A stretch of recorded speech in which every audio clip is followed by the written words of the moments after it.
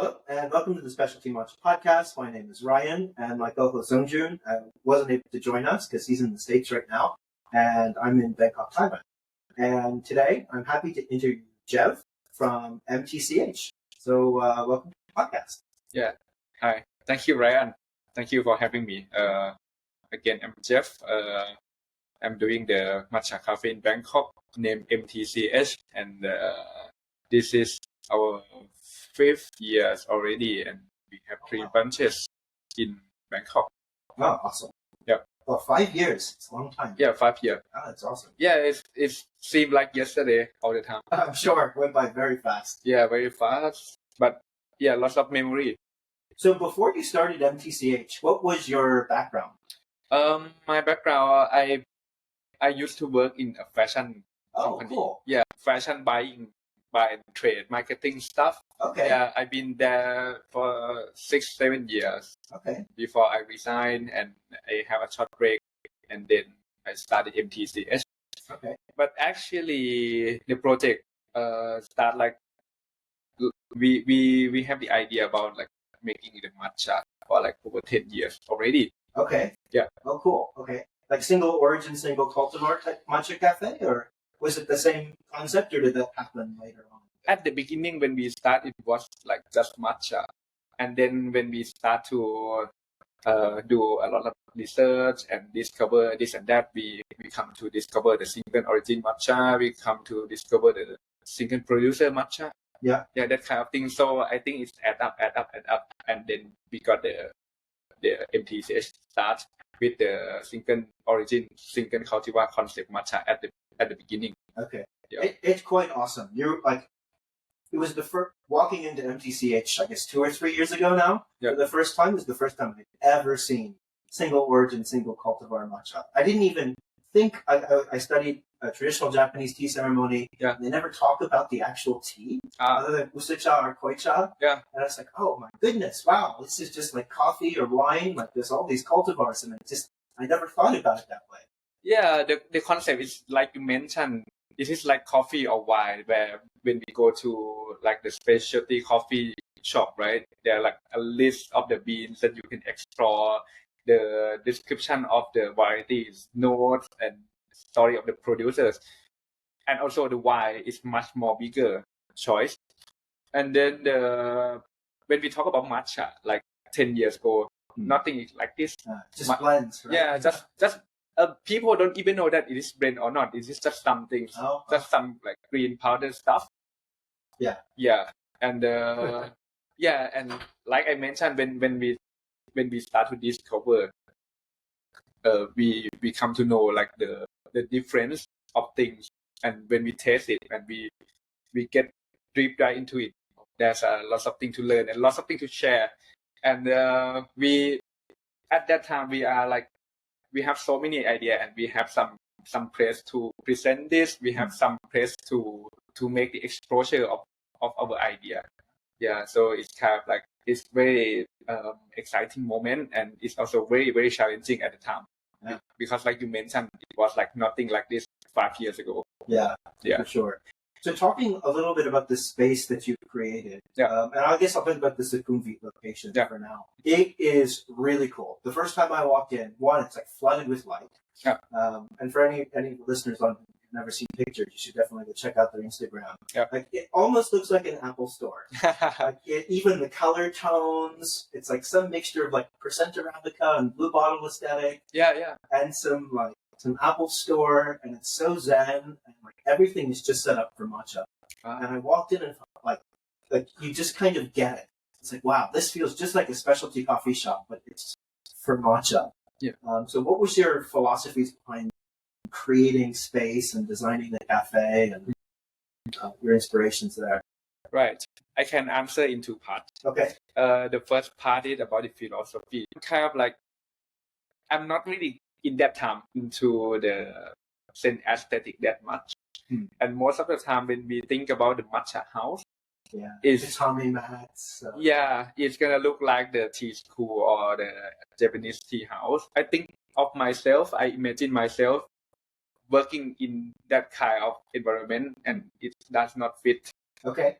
Yeah, you know what I mean, right? Oh, totally. Yeah, it does not fit my personal. So I just try to be myself. I just to try to keep things simple, and this philosophy also share with the customer as a point of view as well. Because many times when I put myself into like that kind of like super traditional tea house, I feel not fit into it, and also I think the customer might think of the same when they come to the cafe with their like just their like casual dress, or Oh, yeah. they go to gym, they wear the sport wear, or they have a It meeting. feels formal. Yeah, it feel too formal, or they feel too I don't know, too special. Okay. I just want to make it simple as I can. Yeah, so that's the thing. Okay. This is about the philosophy. We have a slogan at the beginning. We use the slogan contemporary matcha bar. Okay. Yeah, so it means contemporary is just everything that happened at the moment. Yeah. Yeah, anything. You can be whoever you are. You can wear whatever you like, and you can come here with friends. You can bring your laptop. You can bring the books. Anything. Just come as you are and get a good matcha. It feels like the third space. Like when you hear like Howard Schultz and Starbucks, like decades ago, talk about the third space. Yeah. The community space. Yeah. Really, you get that feeling when you walk into a cafe, one of your cafes. Yeah, totally. And about the design, yeah, when we want to make the thing that like really like the space like you mentioned. So I think about like you mentioned the blue bottles. This is my like whole inspiration of it. Okay. Apple Store, right? And the Arabica, that kind of thing. Yeah. I just want to make it clean and modern. Yeah. How to say easy to approach. Yeah. That kind of thing. I really like how clean it is, and it feels like everything that you see has some sort of purpose. It's not like a million things everywhere, and everything for the complex beverages, like the syrups, the matcha cans, the blenders, they're all in the back. Yeah. So it's very clean. Yeah. And like there's one barista station, every single thing that's on the counter, they use. Yeah. It's really cool. Yeah. About the working space design, we have 3 branches in Bangkok, right? And we have Sukhumvit, we have Ari, and we also have a little bit outskirts of Bangkok. And if you go to these 3, so all the workspace are the same.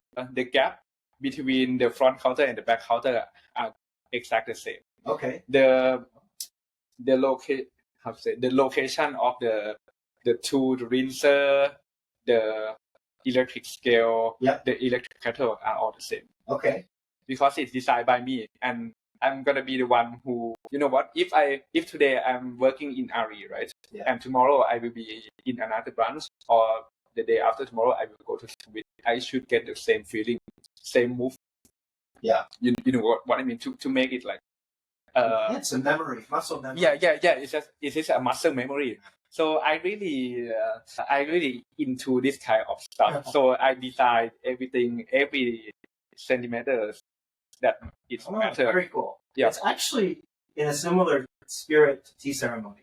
Like when you study Chanayu, everything has its exact place. Yeah. And like your instructor will correct you if it's like 1 centimeter too far the other way. Yeah. You know it. You know it. Yeah. I'm sure like the advanced practitioners could do everything blinded. Yeah. It's like so just know the space. Yeah. And every movement's rationalized. There's no wasted movements or crossover. Yeah. Like the process of making one tea, you start with this and you end with this, finish clean. Yeah. Oh, it's awesome. And it's a very clean setup too. Yeah. Like when I watch them, it's not only is it the same every time, but you don't see matcha powder or green stuff anywhere. We try. You should come to Ari. Yeah, it is. I've been there once. It's last time, right? It was maybe 1 year ago, or maybe 18 months ago. Yeah, you come here, it's totally changed. Okay. Yeah, it's newly renovated. Okay. The design is more updated. Okay, that's cool. Yeah, you should be there. I like the aesthetic continuity between the spaces because the Ari location still feels like MTCH. I don't have the words to describe it. Yeah. But you kind of adapt it to the space of the building. Oh, It feels very, I don't know, natural. Again, it's its own thing, but it still feels MTCH. yeah, I'm so lucky. Because every time when we scout the location, we don't think much. We don't think about the traffic. We don't think about. Okay. We don't think much. We just, if we saw the building that we feel it right, we ask for the rent and it is okay. We rent it. Okay. Yeah, Interesting. Yeah, that's how we work with Ari and Squid. I discovered the Squid branch by like the, how to say, when I drive to the wrong place. Okay. And and I look for and I look for a U-turn, and then I just found this building with a rental sign on it. Oh, And I call it, and on the next day I met the owner of the place. We do some negotiate about the price, and then we put down the deposit. Wow. Okay. Very spontaneous. Yeah, very spontaneous, but we just like it. We at that time we are looking for the space that's gonna be like our headquarters. Okay. Yeah, there should be like well separate between the cafe part and also the office part, and we also have the central kitchen at the for like the desserts and wagashi kind of things. Yeah. So this building was so right. Okay. Yeah. Oh, So- nice. That's cool. Yeah. So when you were opening up your first location, what were some of the hardest parts that you weren't expecting? It was very challenging at the time. Like 5 years ago, when we do the thing, that is quite like very new in the market. The matcha cafe is very, very new. I mean, I'm not the first one who do the matcha cafe in Bangkok or in Thailand. There are like many great cafes already at that time. But what we do is we try to describe more about what matcha is different. And in that time, the people come to the cafe. Some are already expect that they expect to learn, they expect to discover the variety of the matcha, right? But some are not. Some they just come and they just want a good cup of matcha. And when they came, they found that it is too complicated, too hard to select, because they have no idea about the taste difference, about the character of the umaminess or the body of the matcha. Yeah. They thought like matcha is matcha. Yeah, they just want a good drink.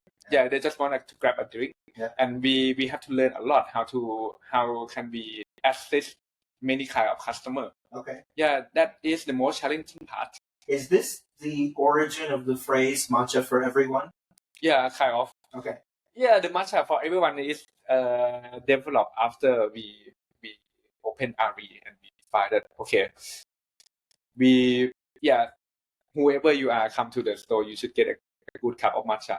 Okay. Either single origin or blend or very easy or very challenging matcha. You should get one that you feel satisfied. Yeah. This is like just a quick idea of matcha for everyone, but this is our task. Okay. To complete. Oh, I'm sure it's hard. Yeah. Because a lot of places struggle to do that balance, because sometimes I feel when they offer a lot of advanced options, like something expensive, single origin, single cultivar, it's very easy to start lecturing or telling someone why it's good. Yeah. Like, this matcha is super rare. You should like it. There's only this many kilos made. And they slip into this mode of top-down selling versus like a more natural discovery process. Yeah. And I feel like you guys thread that needle really well, because like I can walk into the MTCH in Sukhumvit right now and get a really nice Asahi made as an usacha, and it's perfect and wonderful. Oh, thank you so or much. I can get in like a frappe with the way like the staff feels so well trained at like, having those conversations at any level. Whether or not you walk in and you're trying your first matcha or someone where you want something very special. Yeah. And I can see how that was like, it's a challenging thing to do, because I've seen so many cafes. Sometimes I walk in and if I don't know, I'm like afraid to ask a question. Yeah. It's kind of like if you go into a nice restaurant, you open a wine list. Yeah. Like you're embarrassed to ask questions. Yeah, totally. How do you like break those barriers down? How do you make matcha for everyone? Yeah, for the price point in Bangkok, the matcha is very expensive. It's very expensive when you compare to the base salary or the average salary of the people in Bangkok. it's very expensive. We are talking about like $5 per cup, while the one meal cost like $2. Yeah. So matcha is very expensive and it is a luxury thing. So that's why we need to make sure that all the people that come to the store get what they want. Yeah. So that's why we do a lot of like role play situation. Okay. Yeah. In the training. Okay. Yeah. We try to categorize the type of the customer. Yeah. Cool. Yeah. Just to share, like in here we have like three kinds. Okay. Of the customer. The first is a new customer who come here without knowing anything. Okay. They just heard that this matcha place is nice, so they just try to come. Yeah. So what we should address them to get what they want, and if they come back, they will be a second type. Yeah. This is like a repeat customer that they found something good here and they like something and they come here. Maybe they want to get same thing or they want to try something new. Yeah. So we should know them. And the third customer is an advanced customer. Yeah. They have many experience in tea. Maybe they come from the English tea or Chinese tea industry, or they are like a matcha really like forward customer. Okay. So we should know them how can we assist them. So we do like a lot of role play training to make sure that the staff can be able to assist them. Okay. Yeah. Wow. You really feel that really translates watching just everyone interact with the guests at the cafe. Yeah. And most of the thing when we talk about the matcha is luxury in Bangkok, and people come here, they expect a lot. Yeah. Not only the taste, the communication is very important. Yeah. To make it right. Like most of the customers come from the coffee industry or the wine industry, where the industry is much more bigger. Yeah. The people are like a giant. They got a great palate. So that's why we need to practice a lot, and we need to make sure that all the communication that we do is right. Like when we try to describe the tasting note, this and that, we have to make sure that all the people in the team get the same thing. Yeah. You can't have mixed messages. No, you cannot. This is very important. The thing that many customers talk about our cafe is when we write down the description of the thing is quite accurate. Yeah. I'm not saying accurate because it is not the matcha is not like a chocolate or that kind of thing, but make sure that the people feel the same. Like when you put down the seaweed, the nori, the edamame, the asparagus, that kind of tasting note. Yeah. All the people, or at least all the staff in the team, need to be like agree. Yeah, for sure. Yeah, and when you or the customer come to select this matcha. Yeah. It sets the right expectation. Yeah. Totally. So how did you go about the menu design? I really like the organization because I feel like it's very easy to make a decision. You can do like light brew or latte or specialty drink or hoji cha. And then within each of them, as you mentioned, the tasting notes are really cool. And I love how the tasting notes are different. Yeah. Whether or not it's just with water or just with milk, the OYT blend has completely different descriptors. Or maybe there's some overlap. Yeah. You even make the distinction on the flavor profile of the same product, depending on what base it is, which is, how did you go about designing this menu? How have you changed it throughout the last 5 years? And what's the rationale behind the decision engineering? You mean how I select the matcha on the menu list, or how can I approach on the menu? I guess both menu design and what you put on it. Let's talk about the user interface first. Okay. The user interface. Yeah, the user interface. I just want to make it comfortable for the customer as I can get, because like most of the customer in Bangkok, 70% is come for the matcha with milk, the matcha latte. Okay. Yeah. 70%. Okay. Yeah. It used to be 80 in the past, but now people change. People start to shift to drink like more just pure matcha. Okay. Yeah, good. That's cool. It's good for me. Yeah. Yeah, good for us. Yeah. We try to design the menu that that easy to understand. Yeah. And just make clear how to say clear section of milk and without milk. Yeah. So and when the customer come to the store, you got asked, right? Would you like the matcha with milk or without milk? Yeah, and exactly. if you say milk, you go to this. If you say without milk, you go to that. Yeah. And okay, and we can explore what matcha we have today later. Yeah. So that's kind of thing. So that is the user interface. Okay. And about the structure, I just want to cover the choice of matcha that can go for the wide range customer. Okay. Yeah, we have like very easy matcha like OYT brand, right? Yeah. It's very easy, casual, and the tone, the roasted the roasted cereal, the roasted chocolate, all that kind of thing is very friendly for the new customer. Yeah. Or it is a comfort zone for the repeat customer as well. So we got to have this.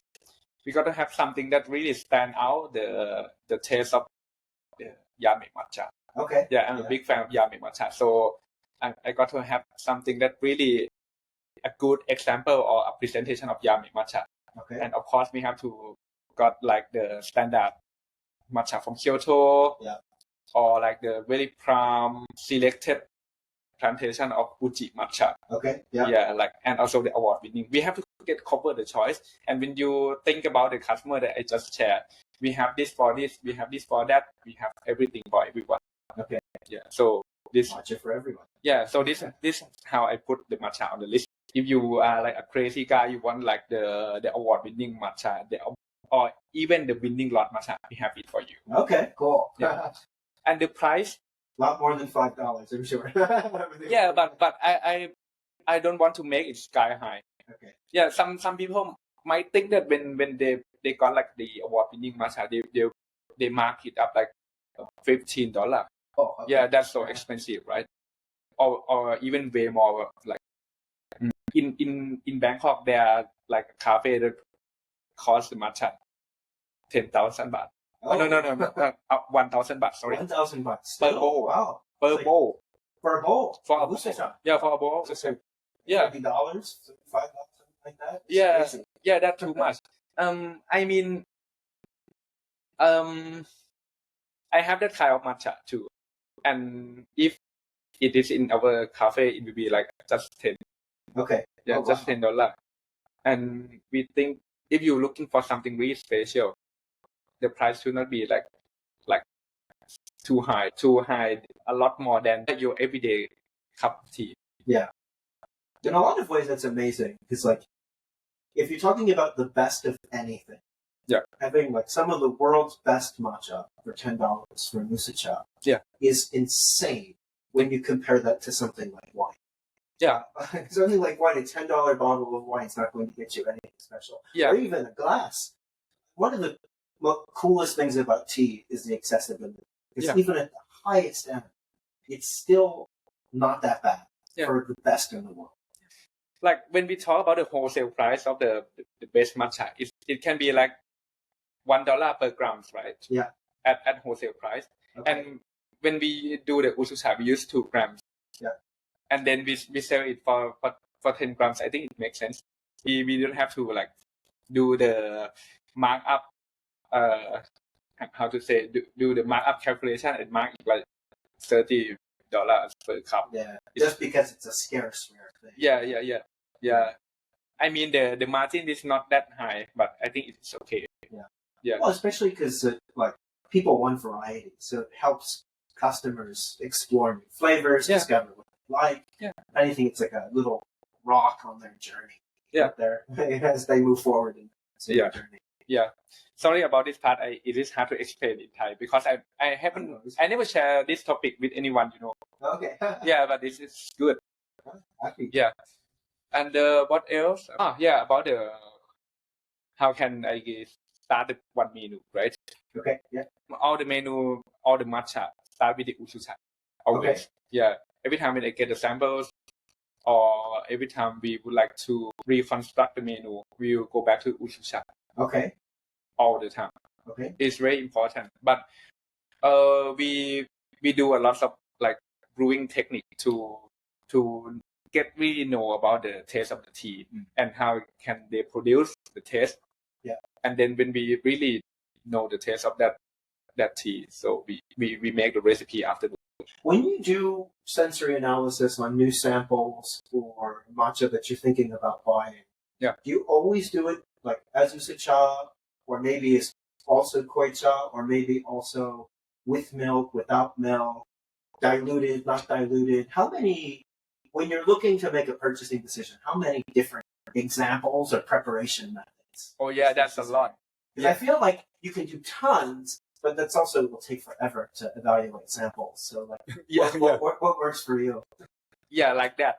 Okay. Oh, everything. Yeah, okay. Everything. But koi cha is another thing. Yeah. We start with utsu cha. If it can be like a good tea, yeah, maybe it can be a koi cha. But if it's not decent enough, forget about koi cha. Worthwhile. Okay. Yeah, it's like that. And when we start with utsu cha, there are some highlights, there are some nice attributes that come with the hot water. Okay, we start to crack down the brewing technique, the brewing ratio that we need, and then we will get the recipe for the matcha drink. We call it light brew in our cafe, right? It is just like a matcha americano. Okay. That kind of thing. It is an utsu cha diluted version.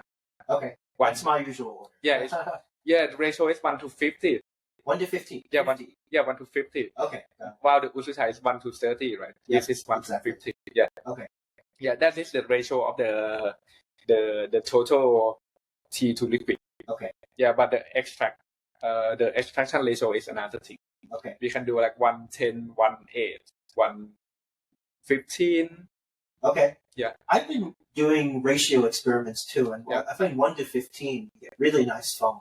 Yeah. It's interesting how just the extraction ratio in your whisk really changes the taste of the foam. Totally. And still, I need to do more experiments, but it's something I feel like not enough people talk about.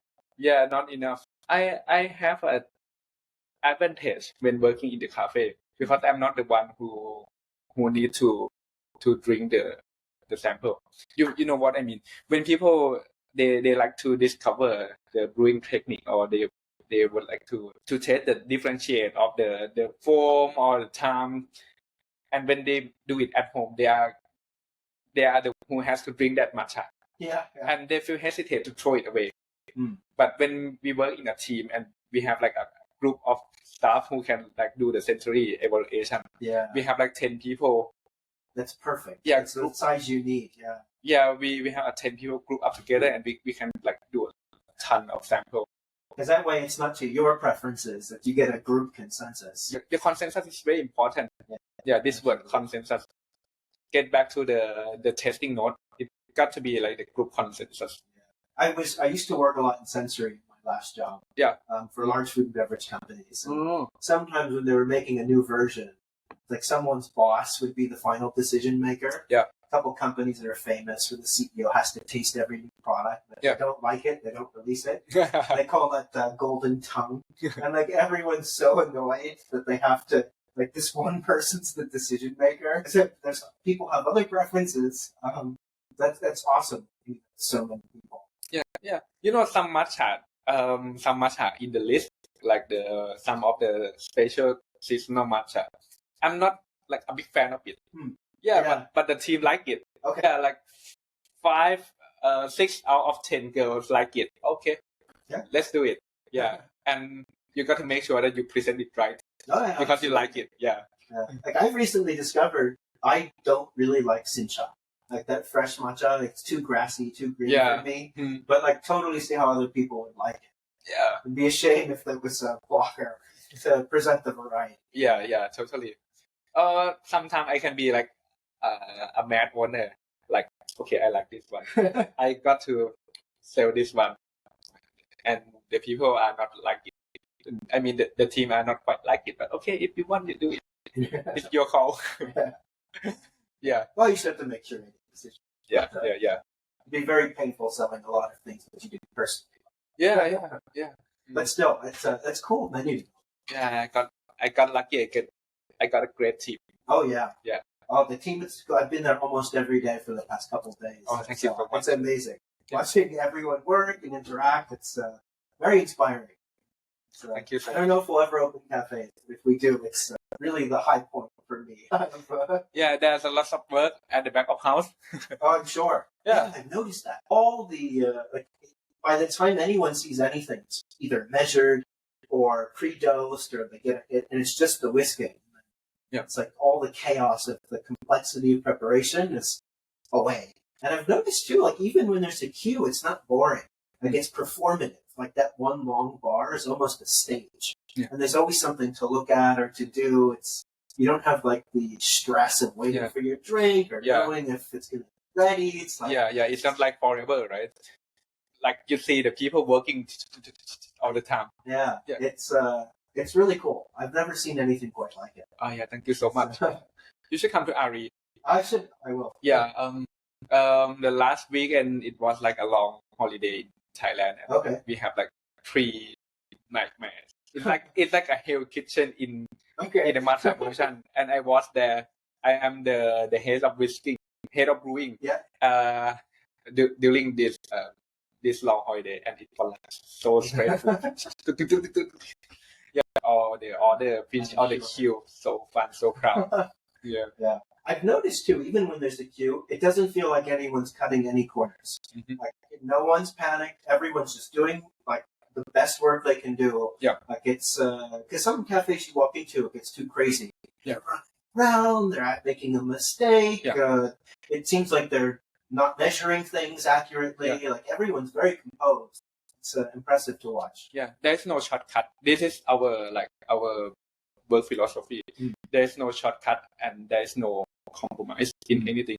For example, we talk about the brewing ratio, right? One matcha, if the recipe is 1:10 for the brewing, if you did it wrong, you make like 1:8. It might be like just 5 mils of water difference, right? But no, it's wrong. Make it again. Oh wow. Yeah. Oh wow, that's awesome. Yeah, make it again. Whoa, that's just like in the early days of like Blue Bottle. They pulled the espresso wrong. Even if there was a line, they'd throw it away and make it again. Throw it away. Yeah. You keep it for yourself. You make it again. Okay. And I'm not charged the stuff because I don't want them to like. Okay. I don't want to. Fear. They don't fear to accept the mistake because you keep it for yourself. Maybe it's not right on the recipe, but it is a decent cup of matcha. But the customer need to get what they order exact the same every brunch all the time. Wow. Yeah, so this is our philosophy, and there is no shortcut. There is no compromise in anything. So that's why sometimes it can be so wrong to wait for a cup, but we have to do this way. Yeah. This is the only way. I agree. Very admirable.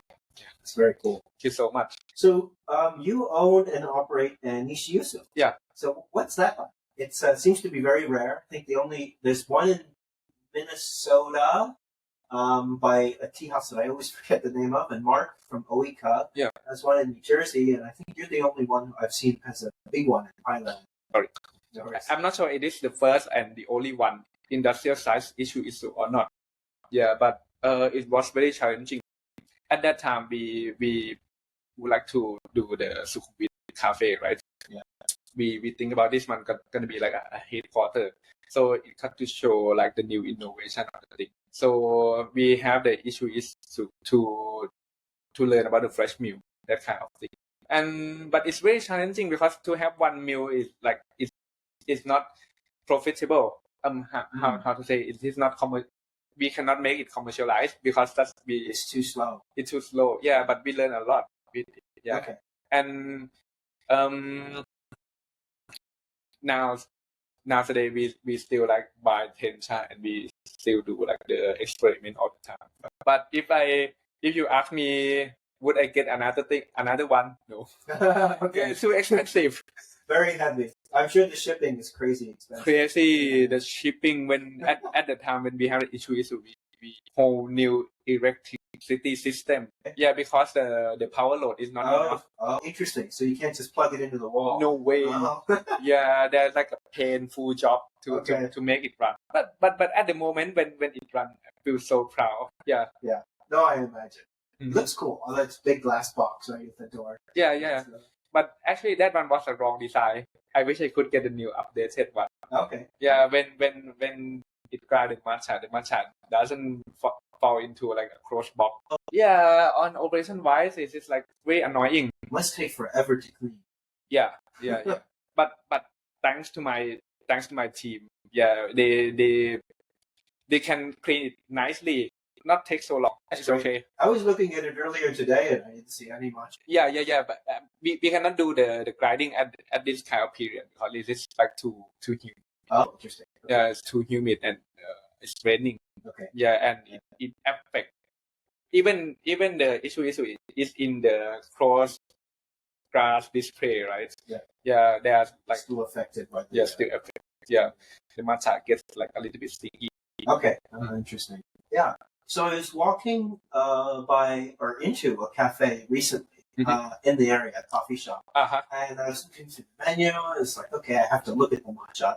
I usually don't get it at a coffee place, because it's usually I'm disappointed. And I was in the mood for coffee, and I was looking through. Designed by MTCH. Yeah. I think it's CPS. Yeah, CPS. Yeah. So do you do this for other cafes, or what's? It's very cool that like it seems like you built their matcha program. Yes and no. Okay. How to say? For a tea partner with friends and family only. Okay. Yeah, because I'm not that open to like the big company or the private or individual cafe to come to approach me, because I just the one who run everything. It is just me and my wife running the thing, so we have no time to do that. Okay. So it's just for friends of friends. So. Yeah, just friends of friends. A few lucky cafes. Maybe not. Good. Yeah, but I think it is good to have a space to explore to like the new wide range of customer, because like the CPS cafe or we just have a collaboration with a major coffee company in Bangkok. In Thailand, the name is Roots. Okay. Oh, Roots. Yeah, Roots. And I think it is a good channel to explore to the new customer and to show them how the possibility of the matcha can be. Yeah. Because like when we talk about the coffee customer or the coffee drinker, sometimes they might think they have no idea how the good matcha tastes like. Yeah, that's true. And I feel like everyone's first exposure to matcha, at least for just like normal people who aren't into matcha already, is at a coffee shop. Yeah. They see it, they try it. And, especially in the States, the average quality of matcha is very low. Yeah. It makes me very worried how many people try it, say, I don't like matcha. Yeah. And they never want to try it again. Yeah. And it's like, no, like it really wasn't good matcha. Yeah. Same here at the time when I go to their cafe and they put the matcha, they store the matcha in not properly. So I think this kind of like this little detail, if I can help, it changed a lot. Yeah. Like how to store the matcha, how to sip the matcha before brewing.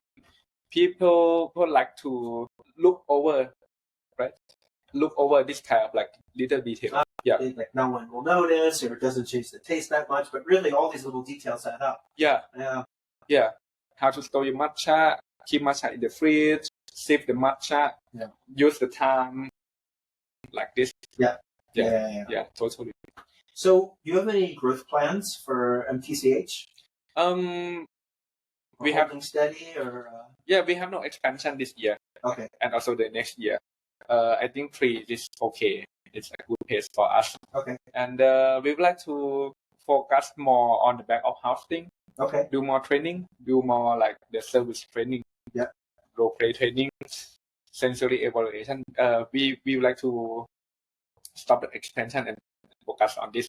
Oh wow! Okay. That's awesome. That is our goal, because we try to introduce new daring, challenging matcha next year a lot. Okay. Cool. What else? We would like to focus on the product that we made, the MTCH Air, the bowl. Oh, cool. Yeah, the bowl. So other products as well. Yeah, and our other product, the home use thing. Oh, cool. Yeah, that kind of thing. We would like to focus on this, because we got a lot of inquiry for the home brewing customer from outside of Thailand. Okay. Yeah, cool. International customer, Southeast Asia, Korea, Hong Kong, Singapore. Australia. Okay. Oh, cool. Interesting. Yeah, that's awesome. Yeah. The home brewing stuff feels like just the ecosystem. I'd like to see it be more like coffee, because there's like 1,000 different ways to brew coffee. It's a little sad.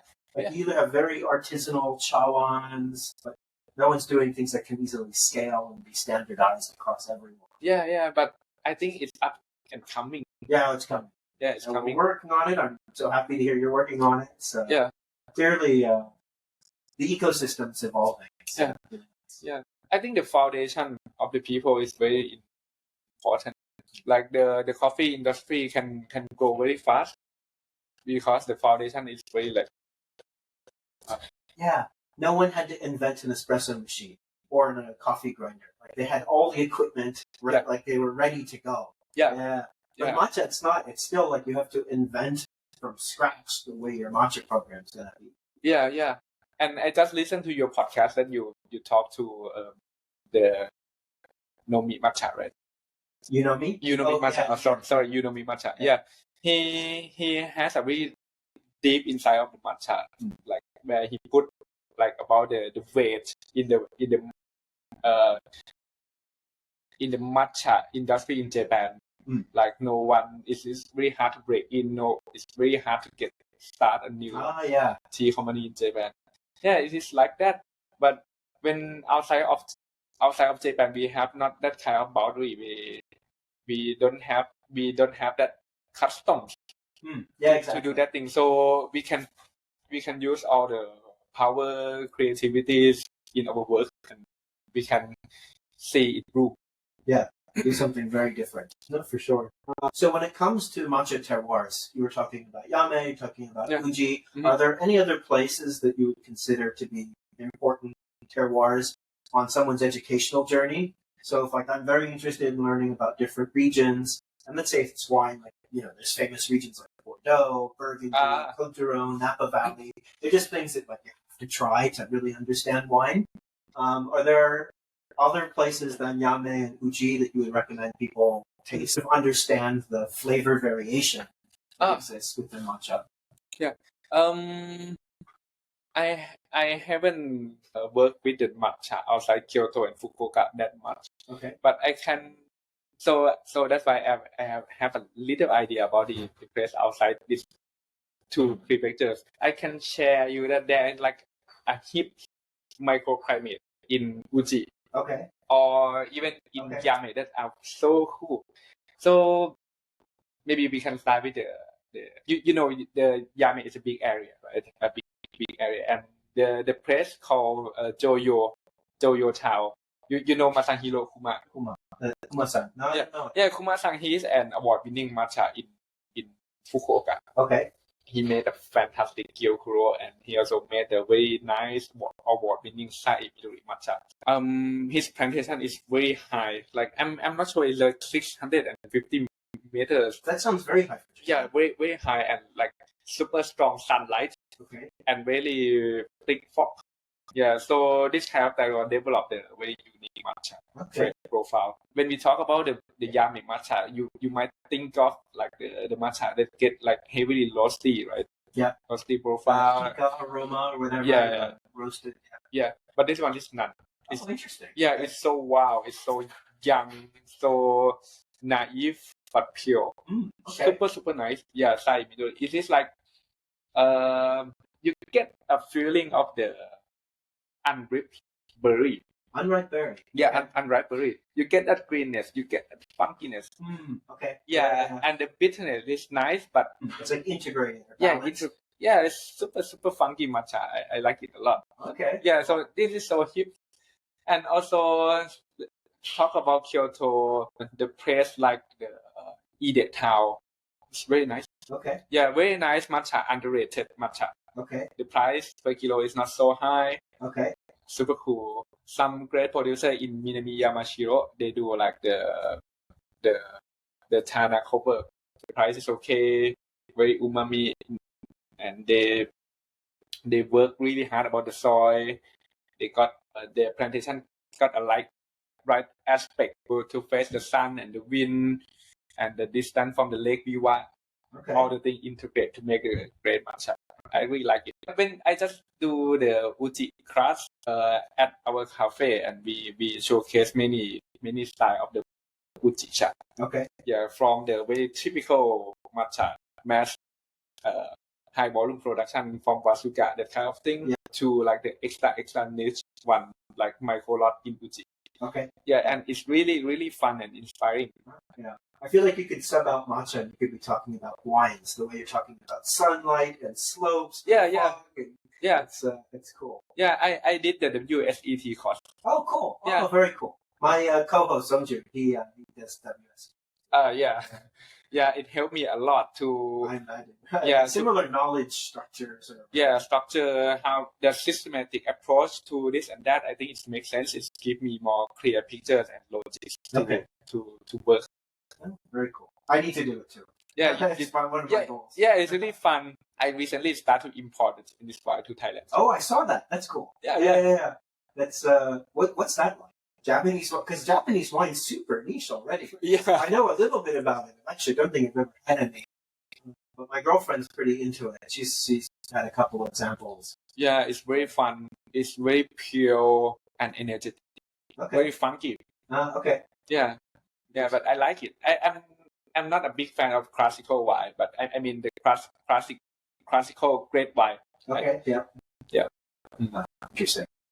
Like more to like the natural wine movement, low intervention. Yeah, that kind of thing. Yeah, totally. And when we go back between the wine and the tea, we feel that it is the same thing, a work of labor, a work of like full of craftsmanship. Yeah, lots of patience to make the thing, to get the work, to keep the high standard of the work. Okay. Yeah, I can feel the same thing. So just as one last question before we wrap up, I'm very curious, why is Bangkok such a hub of advanced specialty matcha culture? Even when you compare it to places in Japan, like Tokyo or Kyoto, or places in the States or in Europe that I've been to, it's this flourishing ecosystem of all of these matcha vendors. It's so popular. It really feels like it's like the best city in the world to come to try and learn about different matcha. And I'm very confused why. It's, it's hard to at the time that we start MTCH, we never expect that in one day Bangkok gonna be like a hub of the new movement of matcha. But I think at that time, I think there are like a lot of coincidence when we start to do the matcha thing in Bangkok. We start to do the matcha cafe, especially matcha cafe, which is very new. And in that time, we get locked down with the COVID. People cannot move around to other country, right? So when people cannot travel, they start to explore the new thing. And at that time, it's just not me that opened the specialty matcha cafe. There are like lots of couple names of matcha cafe in Bangkok at that time, right? So I think the people, they stay in Bangkok, they discover the thing, and they keep to help to promote. Yeah, and it become a culture. Okay. Yeah. Yeah, and then it feels like it's a lot of locals at these matcha cafes. Yeah, it's very, not just tourists. Like in Japan, like if you go to a random place in Fuji, the tourist street. There's a few Japanese people, but really it's mostly foreigners. Yeah, you can put it that way because I think it drives by the local. Yeah, totally. We have like the people who come to the cafe and appreciate the new concept of the matcha, or the people who start to make their own matcha at their home. So it's based on very local. So that's why I think it's become a hub, because when we talk about the hubs, it is like it is their daily life, of the life of the people. All the people can get into it, and they feel like they don't feel matcha is a fancy or a strange thing. It's become approachable. Yeah. It's not like you have to do all these steps to do it right. It's something you can do every day. Yeah. So it when it becomes more approachable, I think people start to learn a lot, and there's a new cafe, there's a new team porter, there's a new thing happen all the time. So that's why I think all things together, it makes Bangkok quite unique for matcha. Yeah. Building up all this local base. And it's really grassrooted. even the Japanese people who work in the tea company, when they come to Bangkok, they feel surprised. Yeah, because it is not like this in if you not go to Kyoto, if you not go to Asakusa, Tokyo, you don't get any like matcha vibe. Yeah. Yeah. Absolutely. Yeah. In here, lots of there are like a new matcha shop open every week. Oh wow. Okay. Yeah. Every week, or even they cannot find their physical location. They do like a home delivery. home delivery. Home brewing and make it delivery. Okay. Like using the Grab network. Yeah. So you see how it flourished. That's awesome. Yeah. That's so cool. That is so cool. Well, thank you so much for being so generous with your time. Yeah, thank you so much. It was nice to talk to you. Yeah. Sorry about my English. No worries. Yeah, a little bit. No, it's perfect. So if you enjoyed this podcast, please consider rating us or sharing it with a friend. And be sure to follow MTCH on Instagram. If you're ever in Bangkok, you have to stop into one of their cafes for sure. And thanks, Jev. And thank you. We'll see you in the next one. Yes. Thanks. Bye.